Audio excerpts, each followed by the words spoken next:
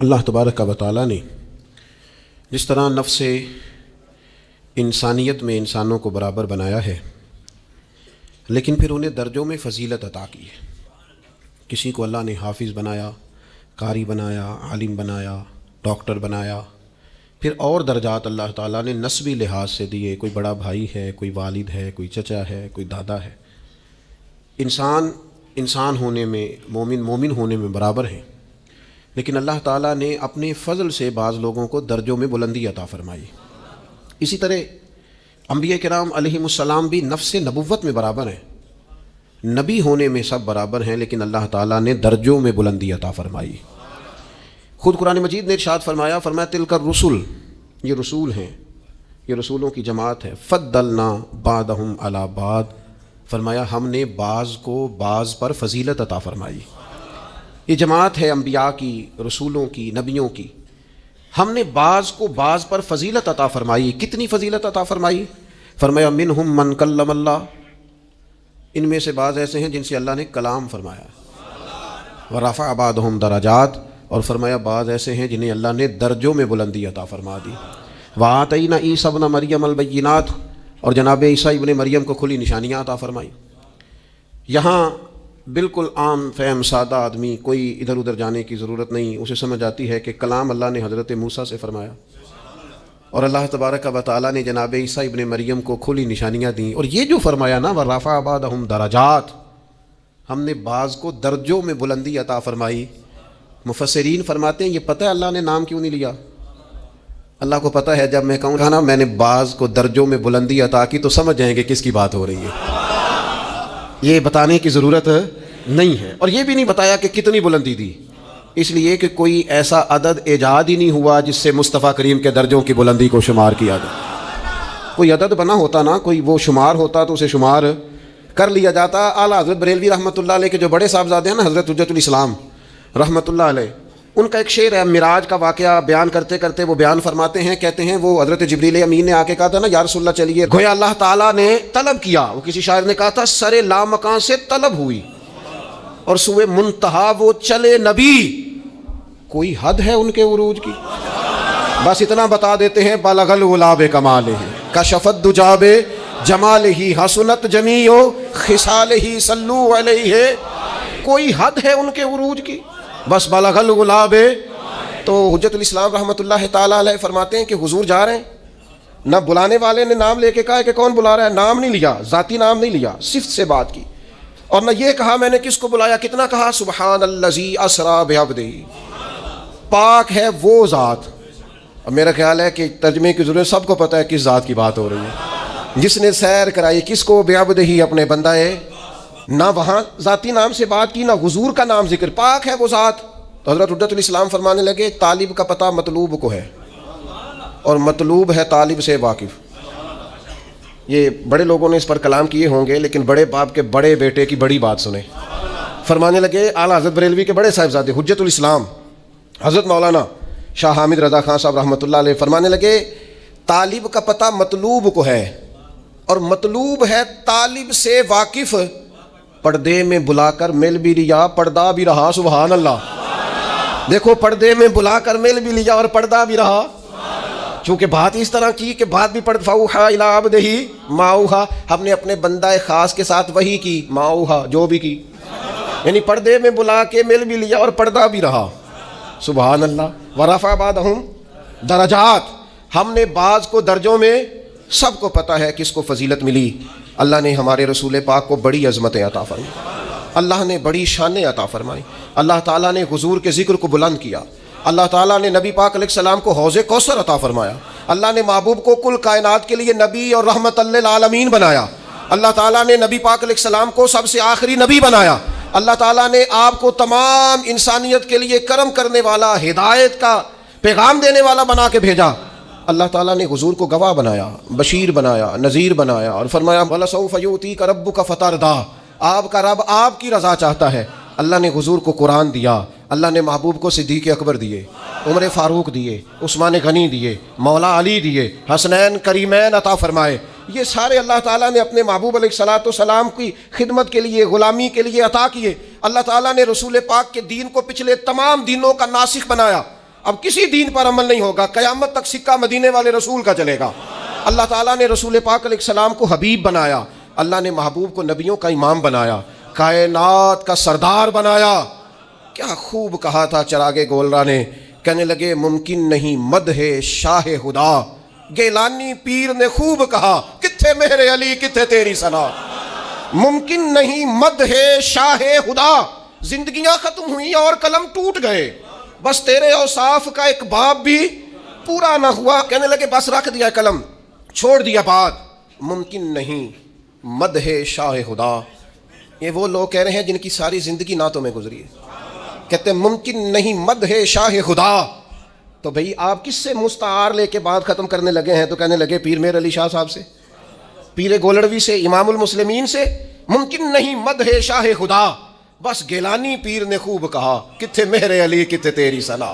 یہ مشتاق اکھیں کتھے جاڑیاں، بس مکھ چند بدر شاشانی ہے، متھے چمک دی لاٹ نورانی ہے، وہ دی کالی زلف تے اکھ مستانی، مخمور اکھیں کتھے۔ نبی اکرم صلی اللہ تعالیٰ علیہ وسلم کی عظمتیں، میں اللہ میں فرقہ واریوں سے بچائے، لیکن ایک دکھ ہے نا، وہ بھی بیان کر لینے دو، خوب گرے حمد سے تھوڑا سا گلا بھی سن لے۔ اور میرے عزیزو، جس طرح توحید قرآن پاک کا مستقل عنوان ہے، جس طرح عقیدہ آخرت قرآن مجید کا مستقل عنوان ہے، جس طرح اخلاقیات قرآن مجید کا مستقل عنوان ہے، جس طرح دین کی سربلندی کے لیے جد و جہد کرنا، جہاد کرنا قرآن کا مستقل عنوان ہے، جس طرح معاشرت، ماں باپ کے، بہن بھائیوں کے، بیوی بچوں کے، رشتہ داروں کے حقوق قرآن پاک کا مستقل عنوان ہے، اس طرح شان مصطفیٰ بھی قرآن مجید کا مستقل عنوان ہے۔ سارے عنوان بیان کرتے ہو، مانتے ہو، تذکرہ کرتے ہو، کیا وجہ آتی ہے جب عظمت رسالت ماب کی بات چھڑتی ہے تو بحث چھڑ دیتے ہو؟ فاضل بریلوی کہنے لگے کھائے تجھ کو تپے سکر، تیرے دل میں کس سے بخار ہے؟ کس سے تیرے دل میں بخار چڑھ گیا ہے کہ ہر شے تو مانتا ہے اور عظمت رسالت ماب کی بات آتی ہے تو بحثیں کرتا ہے؟ عقیدہ وہی اچھا ہے جو جناب صدیق اکبر کا ہے۔ کسی نے آ کے کہا تھا ابو بکر اگر کوئی کہے میں راتوں رات گیا ہوں اور راتوں رات آیا ہوں اور 18,000 سال کا گویا میں منظر دیکھ آیا ہوں، اور اتنی بات تو نص سے ہے نا، لیلا من المسجد الحرام الى المسجد الاقصی، رات کے تھوڑے سے حصے میں مسجد حرام سے مسجد اقصی یہاں تک بھی کوئی جا نہیں سکتا، ممکن نہیں، کوئی کہے تو مانتے ہو؟ تو میں نہیں، تو کہا آپ کے محبوب نے کہا ہے، تو فرمانے لگے انہوں نے کہا ہے تو بالکل ٹھیک کہا ہے۔ کہا بھی تو آپ نے کہا تھا کہ کوئی کہے تو میں نہیں مانتا، کہنے لگے چلا آیا ہو کوئی ہے، تم نے تو کوئی کی بات کی تھا، باقیوں کا حکم اور ہے اور محبوب کی بات اور ہے، ان کے تذکرے اور ہیں، ان کا فرمانا اور ہے، ان کا کہہ دینا کچھ اور ہے۔ میں نے تو کہا تھا کوئی کہے تو نہیں مانتا، اور وہ جو کہے اور جس وقت کہے اور جس حال میں کہے اور جس رنگ میں کہے، سانو قید سجن دا گہنا ہے، او جنج رکھے اونج رہنا ہے، وہ جیسے کہے، جس وقت کہے، جس ٹائم کہے، بات ختم ہو گئی۔ میرے عزیز پتہ نہیں کیا الجھاؤ پیدا ہو جاتا ہے۔ بالکل، وہ میں رات پڑھ رہا تھا، ایک صاحب نے لکھا ہے نبی پاک نے خواب میں گئے تھے، یہ تو خیر بڑی دفعہ ہی میں نے بیان کیا ہے اور ہر سال کوئی نہ کوئی نیا شوشہ چھوڑتا ہے۔ حضور کو معراج، میں تو انہوں آکھاں کہ راتی میں خواب دیکھیے کہ میں پاکستان دا صدر بن گیا، تو انہوں اعتراض ہے کوئی؟ تو سا کہنا جی خواب ہے پاویں ساری دنیا دے بن جاؤ، سانوں کوئی اعتراض ہے؟ لیکن آپ جاگتی آنکھوں سے یہ بات کہیں گے نا اگر کہ میں صدر پاکستان ہوں، تو لوگ کہیں گے جناب آپ سیانے بیانے بندے کیا بات کر رہے ہیں، یہ آپ مطلب کس جگہ بیٹھ کے کیا بول رہے ہیں، سوئے سوئے تو جو کوئی مرضی کہہ دے۔ اگر حضور فرماتے ہیں نا میں خواب میں گیا ہوں، تو ابو جہل کو کوئی اعتراض تھا اس بات پر؟ ابو لہب کو، عتبہ اتیبہ شیبہ کو، وہ تو اس لیے پریشان ہوئے تھے کہ حضور نے فرمایا میں گیا ہوں، میں گیا ہوں اور میں آیا ہوں۔ ان کی تو پریشانی تب بنی تھی جب حضور نے فرمایا مجھے اللہ نے عروج دیا ہے، وہ تو الجھے ہی تب تھے۔ رسول پاک صلی اللہ تعالی علیہ وسلم کو اللہ نے سیر کرائی۔ یہ جو معجزہ ہوتا ہے نا، معجزہ، اللہ کی قدرت، معجزہ، کرامت، بس ایک تھوڑی دیر روک کے نا، تھوڑی خشک بات ہے پر آپ نے سمجھنی ضرور ہے۔ ایک لفظ قرآن مجید نے کہا آیت، آیت ہوتی ہے اللہ کی نشانی۔ جب کوئی کام اللہ کی قدرت سے ہوتا ہے تو اس کو آیت کہتے ہیں، اور وہی کام اگر نبی سے ظہور پذیر ہو تو معجزہ ہے۔ وہ ظہور پذیر اللہ کی قدرت سے ہوا ہے، اللہ کے چاہنے سے ہوا ہے۔ وہ بغیر کسی ذریعے سے ہو تو قدرت الہی ہے، پیغمبر سے ہو تو وہ معجزہ ہے، ولی سے ہو تو وہ کرامت ہے ہر جگہ اللہ کی قدرت ہی۔ جو نبی کے ہاتھ میں معجزہ صادر ہو رہا ہے وہ بھی تو اللہ کی عطا ہے نا، جو ولی کے ہاتھ سے ہو رہا ہے وہ بھی، یہ کرامت کہتے ہیں جی ولی نے کر دیا، بھئی ہوا ولی کے ہاتھ سے ہے لیکن قدرت کس کی ہے؟ اللہ کی۔ وہ ہمارے سلطان الواعظین رحمۃ اللہ علیہ اس طرح سمجھایا کرتے تھے، فرماتے تھے ہے دودھ ہی، لیکن اگر اسے جاگ لگا کے نا لسی کے ساتھ جما لو تو دہی بن گیا، اور اگر رڑک لو نا تو لسی بن گئی، اور اگر اوپر سے تھوڑا سا اتار لو تو مکھن بن گیا، اور مکھن کو گرم کر لو تو اصل میں کیا ہے؟ دودھ۔ تو فرمانے لگے در اصل پیچھے کار فرما کیا ہے؟ دودھ۔ کہتے ہیں آپ کو بندہ کہتا ہے نا جی میں دودھ کا تو اقرار کرتا ہوں مکھن کو نہیں مانتا، میں دودھ کا تو اقرار کرتا ہوں لسی کو نہیں، میں دودھ کا اقرار کرتا ہوں پر میں نا گھی کو نہیں مانتا، تو اس بیوقوف کو کہا جائے گا لسی کا انکار بھی دودھ کا ہی انکار ہے، اسے کہا جائے گا مکھن کا انکار بھی دودھ کا ہی انکار ہے، اسے کہا جائے گا یہ جو تو انکار کر رہا ہے نا گھی کا، یہ بھی دراصل انکار ہے۔ او خدا کے بندے، ولی ذاتی طور پر تو کوئی طاقت رکھتا ہی نہیں، ولی کی کرامت بھی اللہ کی قدرت، نبی کا معجزہ بھی اللہ کی قدرت۔ اب آپ واقعہ معراج کو دیکھیں، نبی پاک نے کب کہا میں گیا ہوں؟ پہلا دعویٰ تو رب کریم نے فرمایا سبحان الذی اسریٰ بعبدہ، میں نے سیر کرائی ہے اپنے بندہ خاص کو۔ خبردار، حضور کے معجزہ معراج کا انکار نہ کرنا، یہ رب کی قدرت کا انکار ہو جائے گا۔ خبردار، اس بحث میں نہ الجھنا کہ وہ منامی تھی، وہ تو 34 بار ہوئی، وہ تو خواب میں حضور گئے تھے۔ وہ خدا کے بندے، خواب میں تو جانے محبوب کتنی بار گئے، لیکن یہ جو معراج ہے نا حضور کی، یہ معراج حضور جسم کے ساتھ روح کے ساتھ گئے۔ اور پھر معراج کی حکمتیں لکھی ہیں علماء نے۔ کبھی کبھی نا دل بڑا اداس ہو جاتا ہے، اور اگر انسان کسی منصب پر فائز ہو نا تو سب نے تو اسے آ کے دکھڑے سنانے ہوتے ہیں، تو وہ کس کو سنائے؟ کچھ لوگوں کے ذمہ ہوتا ہے دست شفقت رکھنا، انہیں سب پہ رکھنا ہے، تو وہ اپنا حال کس سے بیان کریں، کس سے کہیں؟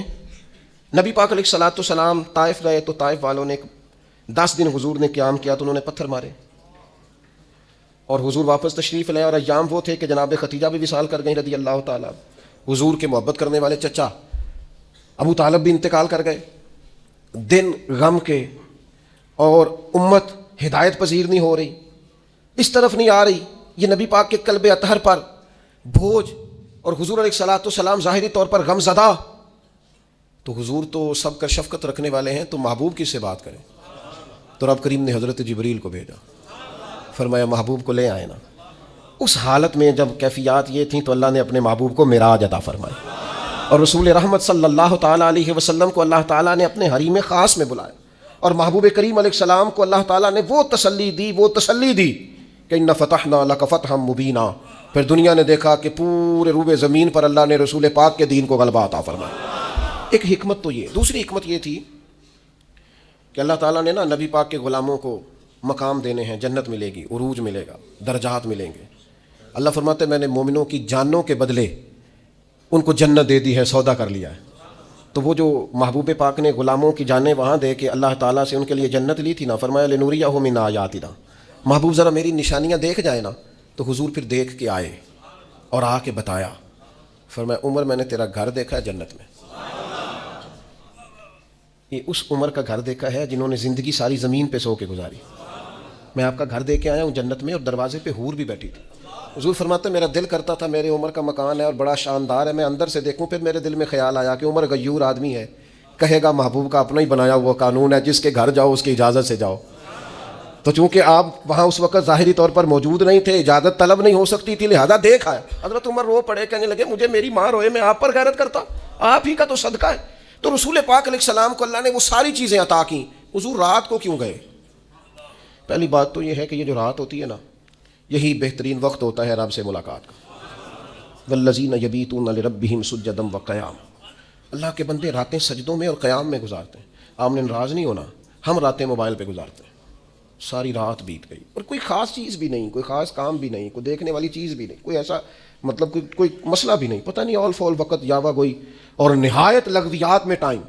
قیمتی وقت رات کا جو اللہ کی بارگاہ میں حاضری کا وقت تھا، جو اس کے حضور پیش ہونے کا وقت تھا، جو رحمت طلب کرنے کا وقت، اس سارا ضائع کر دیا۔ ہمارے استاد صاحب فرمایا کرتے تھے رات کو پڑھا کرو، سکون ہوتا ہے، بندہ اطمینان سے پڑھ سکتا ہے، مطالعہ ہوتا ہے۔ کون پڑھے؟ اب تو دینی طلباء کے پاس بھی اللہ ماشاء اللہ وہ ذوق نہیں ہے کہ وہ کتاب کی طرف رجوع کرے، مزاج نہیں رہا۔ میرے بھائی رات کا وقت اللہ سے ملاقات کا، لیلا من المسجد الحرام الی المسجد الاقصی، رات کے وقت حضور تشریف لے گئے۔ بڑی خوبصورت بات لکھی حضرت شیخ ابو نور رحمۃ اللہ علیہ نے، وہ فرمانے لگے حضور کا ہر صحابی چاہتا تھا میں اپنے رب کو ملوں۔ وَإِذَا سَأَلَكَ عِبَادِي عَنِّي فَإِنِّي قَرِيبٌ، تڑپ کے آئے نا صحابہ، ایک دن عرض کی یا رسول اللہ رب کو دیکھنے کو جی چاہتا ہے، اس سے ملنے کو جی چاہتا ہے۔ تو اللہ کریم نے فرمایا وَإِذَا سَأَلَكَ عِبَادِي عَنِّي فَإِنِّي قَرِيبٌ، محبوب جب آپ کے پاس آ کے میرے بندے میرے بارے میں پوچھیں تو آپ ان سے فرما دیں میں ان کے قریب ہی ہوں، جب دعا مانگیں گے میں قبول کروں۔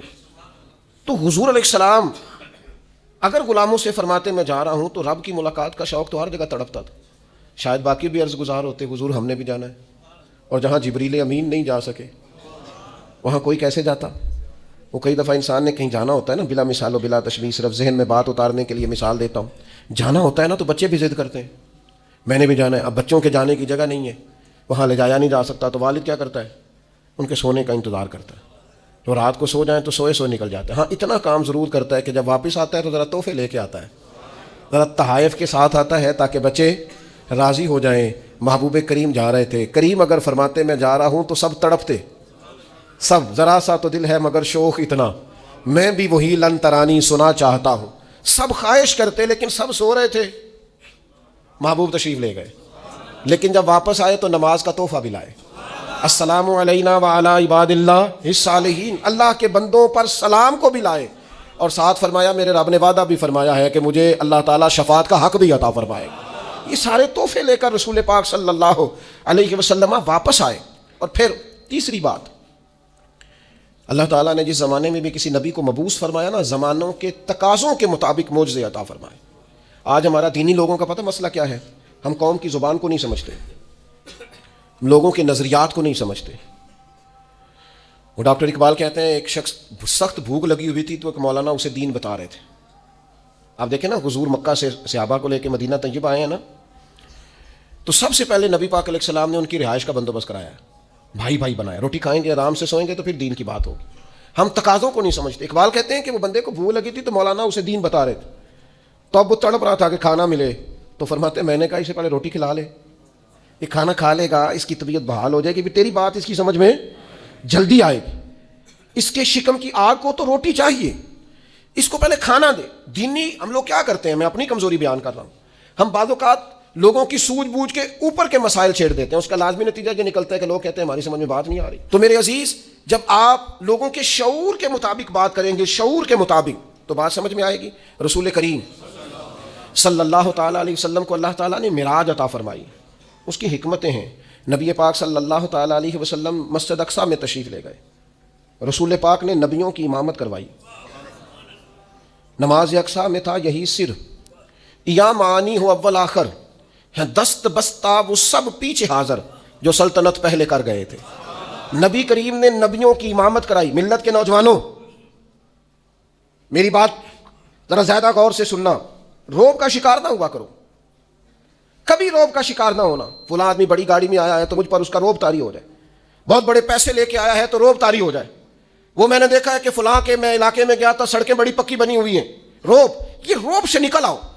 جب روب طاری ہوتے ہیں تو سچ نہیں بولا جاتا، جب روب طاری ہوتے ہیں تو پھر انسان کی اپنی شخصیت ساری ضائع ہو جاتی، پھر آپ کا کوئی نظریہ نہیں، آپ کو تو جو کوئی کہے گا آپ وہ کر دیں گے، چونکہ آپ پر روب طاری ہوتا ہے۔ ہمارا مزاج ہے، پر تھوڑے پیسے کم ہیں ہمارے پاس، یا کسی کا خیال ہے کہ ہم کسی، خدا نہ خواستہ وہ کسی کا خیال ہے، ورنہ کوئی برادری چھوٹی بڑی نہیں ہوتی، کہ ہم کسی ایسے خاندان سے ہیں جو بظاہر چھوٹا قبیلہ ہے، روب کا شکار ہوتے ہو۔ اس رسول کے ماننے والے لوگ روب کا شکار ہیں جو سب نبیوں کے آگے کھڑے ہو کے امامت فرما رہے ہیں۔ تمہارے حصے میں امامت آئی ہے، امامت تم نے امامت کرنی ہے، کنتم خیر امت اخرجت للناس، تم نے امام بننا ہے، اور تم چھوٹی چھوٹی باتیں کر رہے ہو، کمزور باتیں کر رہے ہو، ڈرے ڈرے محسوس ہو رہے ہو، تمہارا طرز زندگی سہما ہوا ہے۔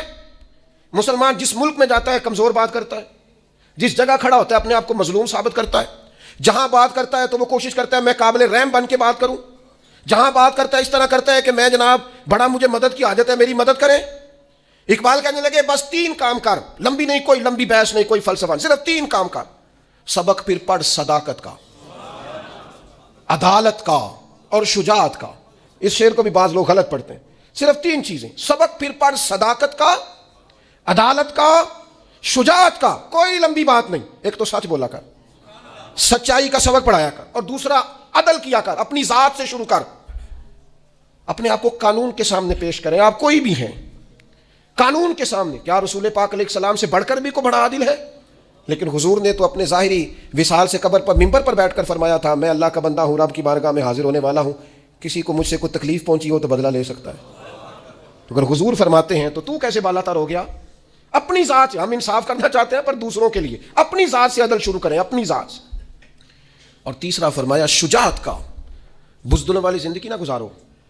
ساری زندگی اسی رٹے میں ہمارا وقت ضائع ہو جاتا ہے، لوگ کیا کہیں گے، لوگ کیا کہیں گے، لوگ کیا کہیں گے، لوگ کیا کہیں گے۔ ایک دوست مجھے پچھلے دن کہنے لگے وہ میرا دل تو بڑا کرتا ہے کہ اب نہ میں بعض چیزوں سے باہر نکل آؤں پر لوگ کیا کہیں گے۔ تو میں نے ان سے کہا کہ اگر آپ نے یہ کام نہ کریں، آپ لوگوں کی بات مانیں تو پھر لوگ آپ کو ولی مان جائیں گے۔ جو کام کسے بادشاہ جو بات بھی تھی ان کی، مطلب اگر آپ نہیں کرتے اور آپ وہی کرتے ہیں جو لوگوں کی رائے ہے تو پھر ولی اللہ مانیں گے لوگ آپ کو؟ یہ آپ کہتے نہیں پھر بھی نہیں مانیں گے۔ تو میں کہا پھر لوگوں چھاڑ نہ رب رسول دی سوڑ، کیا بات کرتے ہیں آپ دلیر بنے، زندگی شجاعت والی۔ رسول پاک کا مزاج کیا تھا؟ حضرت انس بن مالک رضی اللہ تعالیٰ عنہ ارشاد فرماتے ہیں کہ ایک دن رات کو مدینہ منورہ میں شور کی آواز آئی کسی ایک جانب سے، تو سب لوگ اٹھے اور ایک دوسرے کو اٹھانے لگے، اٹھو اٹھو دیکھو کیا ہوا۔ فرماتے ہیں لوگ جمع ہو رہے تھے، نیزے لا رہے تھے، تلواریں نکال رہے تھے، ہم ابھی تیار ہو رہے تھے۔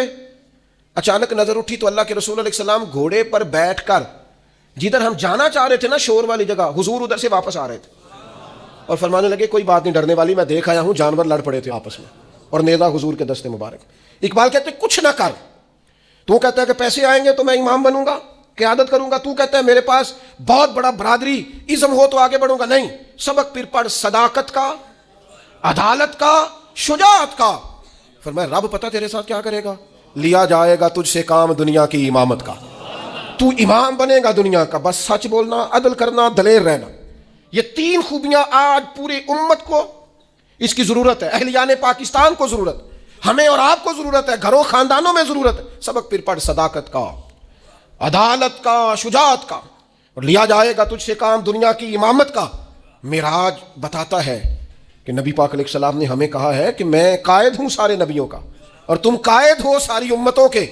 اپنی زندگی میں اپنے مزاج کو بزدلانہ نہ بنائیں، یہ رو کے بات کرنا، ڈر کے بات کرنا، سہم کے بات کرنا، کمزور رہ کے بات کرنا، یہ کچھ طرز زندگی روئیں گے، رج کے روئیں گے پر رب رسول کی بارگاہ میں۔ باقی زندگی دلیرانہ گزاریں، اپنے مزاج میں طاقت پیدا کریں۔ ایک بات معراج کے مسئلے میں آپ کی خدمت میں میں ضرور عرض کرنا چاہتا ہوں، یہ جو معراج ہوتی ہے نا، معراج، یہ جو عروج ملتا ہے یہ انسانیت کو ملتا ہے۔ فرشتے تو ہیں ہی وہاں، جو درجے بلند ہوتے ہیں نا، فرشتوں کو جو درجہ ہے وہ ان کا متعین ہو گیا ہے۔ یہ جو درجوں میں بلندی ہوتی ہے یہ مومنوں کی ہوتی ہے، یہ درجات میں بلندی صلحاء، اتقیاء، صوفیاء، شہداء اور انبیاء کی ہوتی ہے۔ یہ روحانی ترقی اور یہ معراج کی طرف جانا یہ اللہ تعالیٰ نے مومنوں کا مقدر رکھا ہے۔ جس طرح اپنے مال میں روز ترقی کی جدوجہد کرتے ہو نا، اور صرف 4 سے 6 مہینے پتہ چل جائے دکان میری ٹھیک نہیں چل رہی، نفع نہیں دے رہی تو بند کر دیتے ہو، کہتے ہو میں اب نقصان میں جاؤں۔ اپنی روح پر غور کر، اپنے باطن پر توجہ دے۔ اگر تو خسارے میں جا رہا ہے تو واپس آ مصلی کی جانب۔ اگر تیرے باطن کے اندر میل کچیل جم گیا ہے تو کر سجدہ رج کے اپنے رب کو، اور اگر دل ڈھاڈا ہو گیا ہے تو پھر کوئی رات ڈھونڈ جس میں تو رو سکے اپنے مالک کے حضور۔ اگر روحانی طور پر سخت دن ہو گئے، خسارے میں چلے گئے، ترقی رک جائے، عروج ہو، تیری طبیعت میں عروج ہو۔ رسول پاک صلی اللہ تعالیٰ علیہ وسلم نے حضرت حارثہ بن نعمان سے کہا تھا، یہ ان کا باطنی عروج تھا اور یہ شان ہے ان کے غلاموں کی۔ کیف اصبحت یا حارثہ، حارثہ آج صبح کیسے کی؟ عرض کی حضور اس حال میں صبح کی کہ میں پکا مومن ہوں، میرا ایمان مضبوط ہے۔ تو حضور فرمانے لگے اس کی دلیل کیا ہے؟ عرض کی حضور دلیل یہ ہے کہ اگر میں زمین پہ کھڑے ہو کے آنکھ کھولوں تو میری آنکھ خدا کے عرش تک جاتی ہے۔ کہو تو راز حیات کہہ دوں، حقیقت کائنات کہہ دوں، وہ بات کہہ دوں جو پتھروں کے دلوں کو بھی پاش پاش کر دے۔ میں کامل مومن ہوں اور میری آنکھ اللہ کے عرش تک جاتی ہے۔ حضور میں دیکھ رہا ہوں جنتی جنت میں جا رہے ہیں، یہ میرے ایمان نے مجھے لذت دی ہے، عروج دیا ہے، کمال دیا۔ تو حضور فرمانے لگے نہیں، جو اللہ کے راز ہیں وہ راز میں ہی رہنے دے۔ میرے بھائی، مومن اس کا تو ایک وقار ہوتا ہے، اس کی تو ایک شان ہوتی ہے۔ کیا کہا نبی پاک نے؟ الدعاء صلاح المومن، دعا مومن کا ہتھیار ہے، یہ کافر کے پاس نہیں ہوتا۔ تیرے پاس ہتھیار ہے، ایمان کی صورت میں تجھے اللہ کا قرب دیا گیا، بیٹھ مصلی پہ مانگ اپنے رب سے۔